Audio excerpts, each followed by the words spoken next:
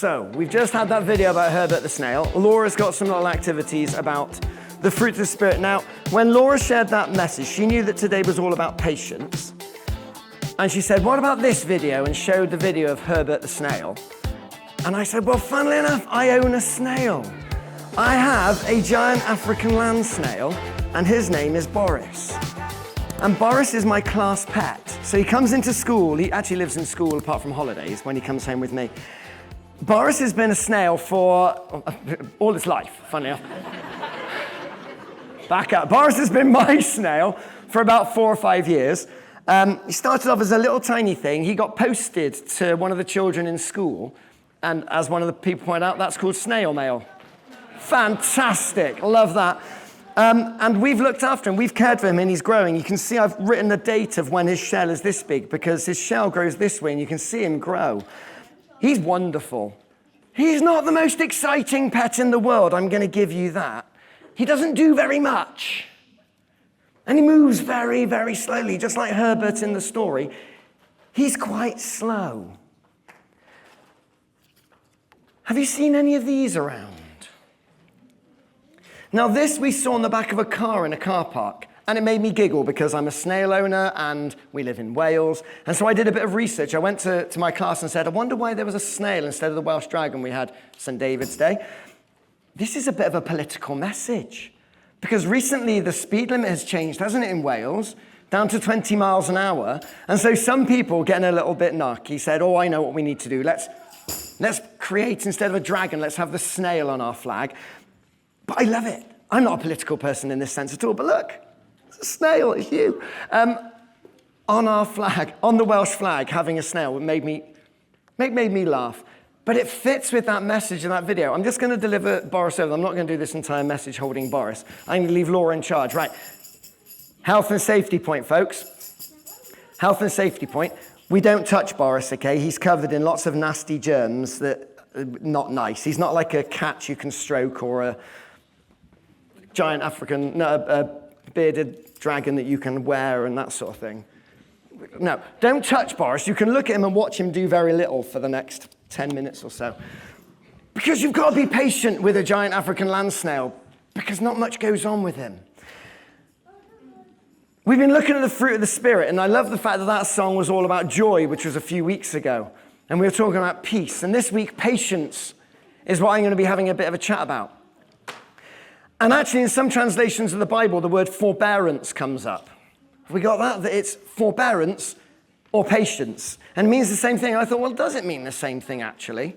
Because if it's patience, right, patience. But forbearance is a synonym. Ooh, big word. Synonym for patience with a twist. Forbearance is patience under provocation. Whereas patience is waiting for others to mature in grace, forbearance is being patient when that immaturity is directed at you. So if somebody is being immature to you, forbearance is kind of putting up with it, isn't it? If you like. God forbears with us before we turn to him. And that reminded me of when we were parents. Well, no, I keep saying silly things, don't I?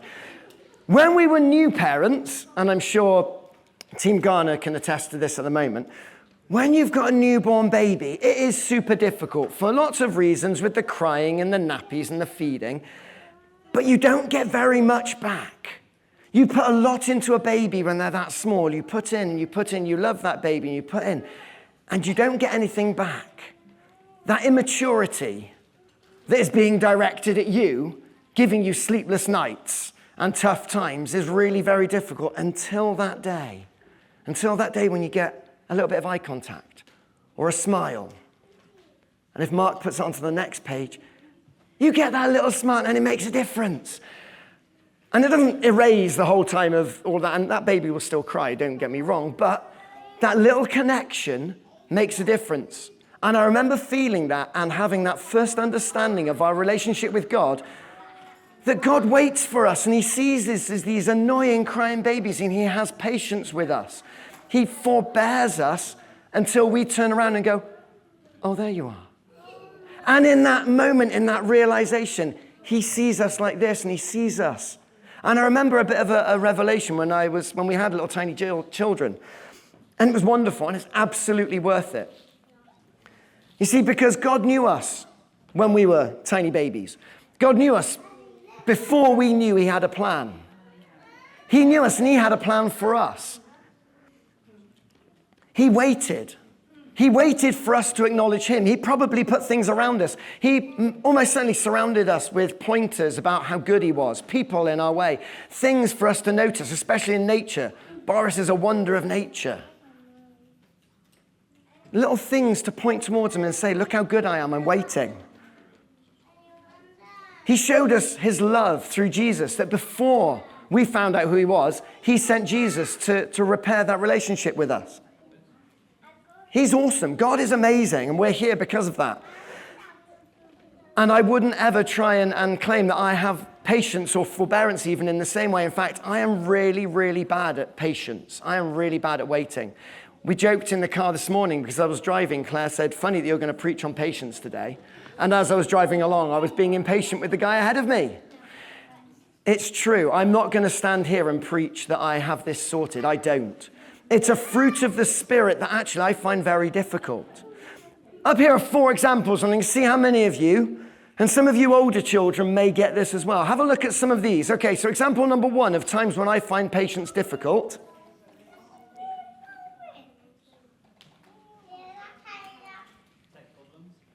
Exactly, look. How many of you have to wait through a Grammarly advert? Other helps are available, I believe, but when I'm trying to key up a video in my classroom and we've got to wait for a video to then skip it to get onto what you want, the meat of what you want. Okay, next one. Waiting for children to get ready to leave. When you've said, okay, we're leaving in 10 minutes, okay. And you said they're going, come on, we've got to go. Oh, that was 15 minutes ago now. You've got shoes on, come on. Okay, what's next? What else?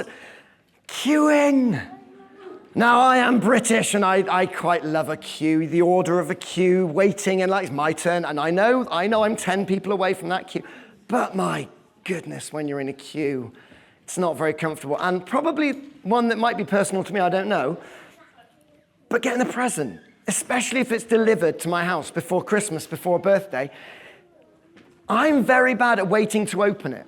I'm always, can I open it a day early? I've just got this present. If I open it now, I'll still have it on my bed. I'm really bad at waiting. I am really bad at patience.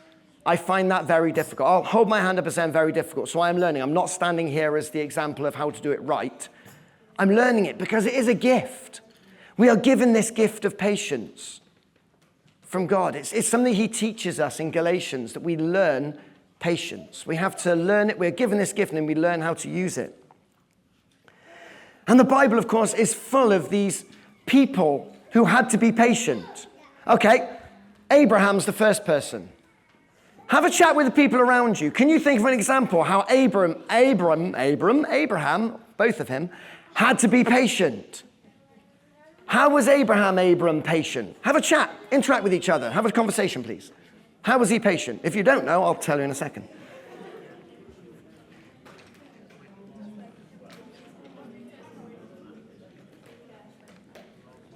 Anyone have an idea? Let's have a bit of yelling out. How was Abraham patient?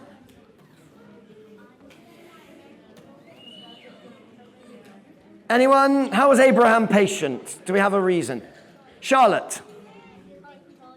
He waited to have a baby.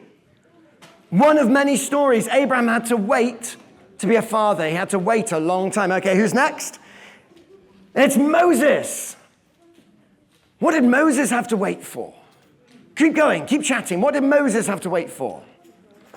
Can you think, in the story of Moses, guys, can you think of what did Moses have to do? Bigger people at the back could be Googling it, I know, but what did Moses have to wait for?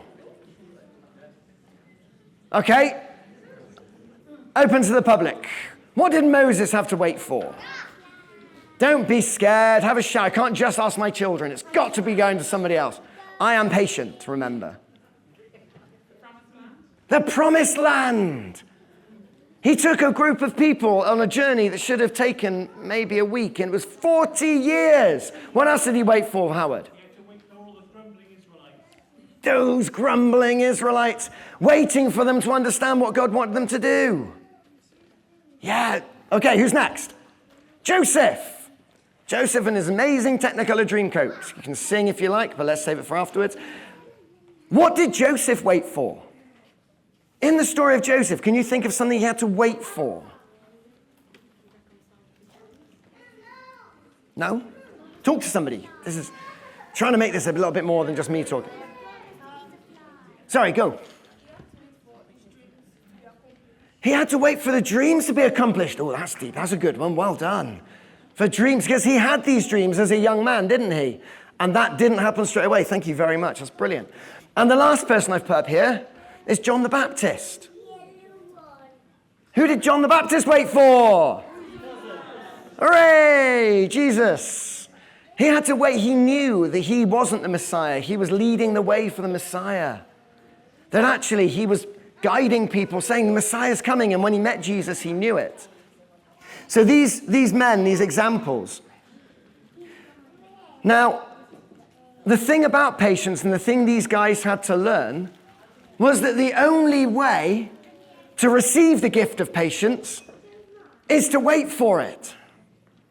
That's one of the wonderful things. We can pray, God, fill me with joy, and you will feel joyous. God, fill me with peace, and there will be a sense of peace. If you pray, God, fill me with patience, you're going to have to wait for it.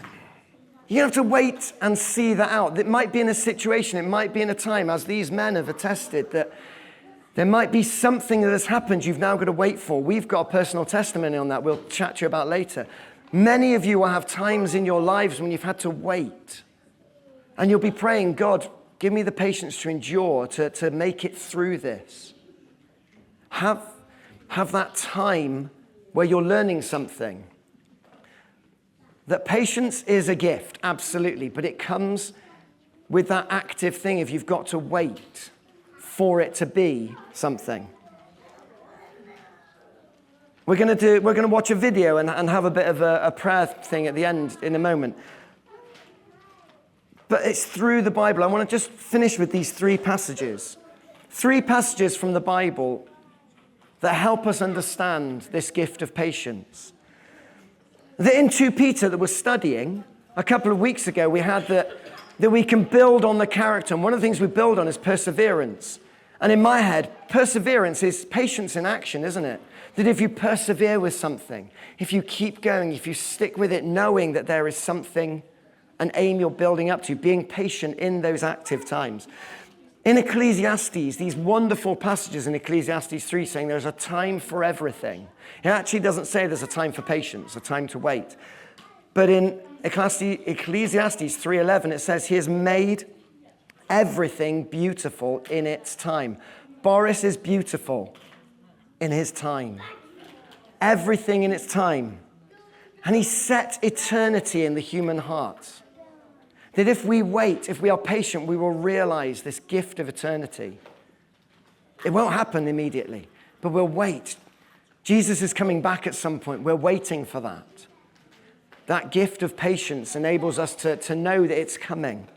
And then in Matthew, Jesus, the Sermon on the Mount, where he's saying, he's telling his followers, telling the people who are following him around how to live life well, how to do it properly. And he has this amazing revelation of don't worry about tomorrow.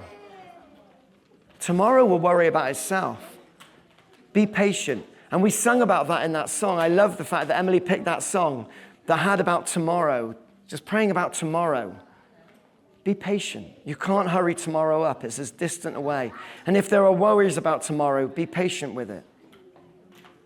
If we have patience, those worries, we can give to God and say we don't need to worry because we trust in this gift of patience that you've given us. We're going to watch a video from a film in a moment. When that's finished, we're going to have a bit of a response to this message, this word of God about patience. And I've set up a washing line, a double height washing line so the children can get involved as well. We got pens and stuff galore down here. After the video, I'm not going to come back up. I'm going to invite you to come and take a piece of this paper. We've got loads of it down here. Come and take a piece of paper. Come and write on it a prayer. Write on it a prayer. It might be something you are needing patience for, a situation, a person that you are needing patience, forbearance for. Come and write it on a piece of paper, fold it, and hang it on the washing line. Hang it on the washing line, wait for it. That we know we're handing that to God, saying, we are not patient. I am not a patient person, but I hand you my prayers knowing that this gift of patience is in your hands. I trust you with tomorrow. That the things I worry about for later today, for this afternoon, for this evening, for tomorrow, for next week, next month, I hand it to you. It might be that you've been being patient for years and years and years and years, and you need God to help you see realization of it. It might be something that has only happened in the last few days. Come and put patience prayers on the washing line. Washing doesn't dry immediately, guys. We need to give it that time to dry.